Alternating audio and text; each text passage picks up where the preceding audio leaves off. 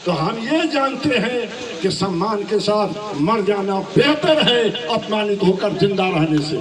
इसीलिए हम अपमान के साथ जिंदा नहीं रहना चाहते हैं, हम सम्मान के साथ जिंदा रहना चाहते हैं। और इस नियमावली के द्वारा हमारे उसी सम्मान को ठेस पहुंच रही है। इस नियमावली के द्वारा हमारा वही हक छीना जा रहा है। हम उस अपने हक को बचाने के लिए, ईमानदारी की रक्षा करने के लिए, देश की ईमानदार सेवा देने के लिए, बच्चों के भविष्य को समुज्जवल बनाने के लिए हम ईमानदारी से अपने कर्तव्य का पालन करना चाहते हैं। चूंकि इस नियमावली के द्वारा हमें कर्तव्य पालन करने से रोका जा रहा है, ये हमारे साथ अन्याय है। जी हाँ रघुवंश बाबू, यह आपके साथ, हमारे साथ, बिहार के लगभग 5 लाख नियोजित शिक्षकों के साथ घोर अन्याय है।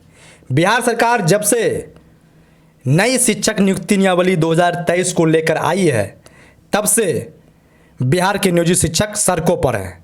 बिहार के नियोजित शिक्षक कभी जिला मुख्यालयों पर धरना प्रदर्शन करते नजर आते हैं, तो कभी प्रमंडल मुख्यालयों पर धरना प्रदर्शन करते नजर आते हैं, तो कभी बापू की धरती, राष्ट्रपिता महात्मा गांधी की धरती, कर्मभूमि भितिहरवा पश्चिमी चंपारण में संकल्प सभा आयोजित करते नजर आते हैं, संकल्प लेते नजर आते हैं, सत्याग्रह करते नजर आते हैं। अब यह बिल्कुल लगभग तय हो चुका है कि यह सरकार अपनी हठ धर्मिता को आगे बढ़ाने से बाज नहीं आएगी। जिस तरीके से लगातार नियोजित शिक्षकों द्वारा बनाई हुई सरकार, महागठबंधन की सरकार, जिस रूप में बिहार के नियोजित शिक्षकों के साथ अन्याय कर रही है, बिहार के नियोजित शिक्षक कभी माफ़ नहीं करेंगे। बताइए कौन सा नियमावली लाई है जिसमें सेवा निरंतरता का लाभ का बात नहीं किया गया है, ट्रांसफ़र प्रमोशन की बात नहीं किया गया है, और ना ही वेतनमान की बात किया गया है। अब बताइए, फिक्स्ड वेतनमान पर आयोग द्वारा बहाली की जा रही है। आप उसी विद्यालय में फिर जाएंगे, लेकिन आपकी सेवा जो पहले से आप करते आ रहे हैं 10 वर्षों से, 15 वर्षों से, 20 वर्षों से, उनकी काउंटिंग नहीं होगी। आप नवनियुक्त होंगे। यदि बीपीएससी परीक्षा पास कर भी जाते हैं, अपनी मेहनत से सारे काम धंधा को छोड़कर तैयारी करके आप बीपीएससी पास कर जाते हैं, तो आपको मिलेगा क्या? उथल पुथल ज़िंदगी। आप जहां हैं वहां से आपको हटा दिया जाएगा। आपको ऐसे जगह भेजा जाएगा जहां आपका नौकरी का वातावरण तत्काल फिट नहीं बैठेगा। अब बताइए, 15 वर्षों से 20 वर्षों से सेवा करने का ये सिला वो सरकार दे रही है जिस सरकार को बिहार के नियोजित शिक्षकों ने वोट देने का काम किया, लाखों लाख वोट दिया। और क्या कहते थे महागठबंधन में शामिल पार्टी कि हम बिहार के नियोजित शिक्षकों को बिना शर्त राजकर्मी का दर्जा देंगे, समान काम का समान वेतन देंगे। और क्या दे रहे हैं? बहुत बड़ा जख्म दे रहे हैं, दर्द दे रहे हैं।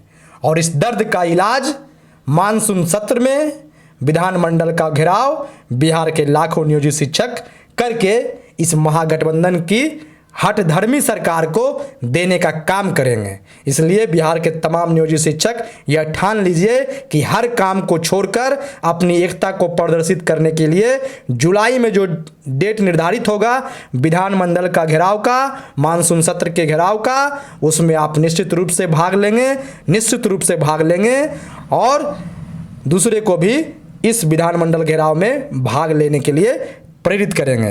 तो आइए बिहार माध्यमिक शिक्षक संघ के प्रदेश अध्यक्ष रघुवंश प्रसाद सिंह की और भी बातें आपको सुनाते हैं जो उन्होंने आप लोगों के लिए, हमारे लिए कहा है।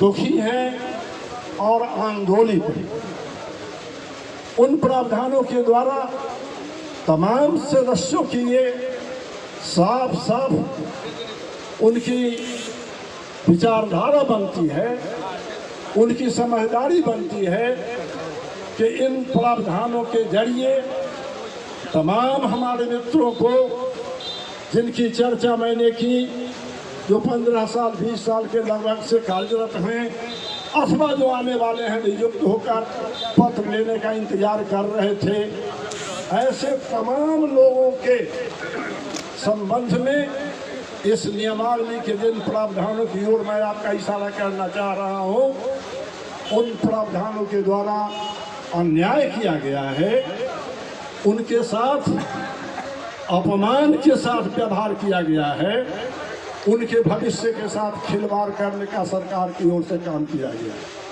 मित्रों, तो इसी अन्याय को, इसी पीड़ा के कारण, इसी मान सम्मान पर आई हुई ठेस के कारण बिहार माध्यमिक शिक्षक संघ ने 10 अप्रैल को नियमावली घोषित हुई और 11 अप्रैल से बिहार माध्यमिक शिक्षक संघ उस दिशा में आगे बढ़ गया।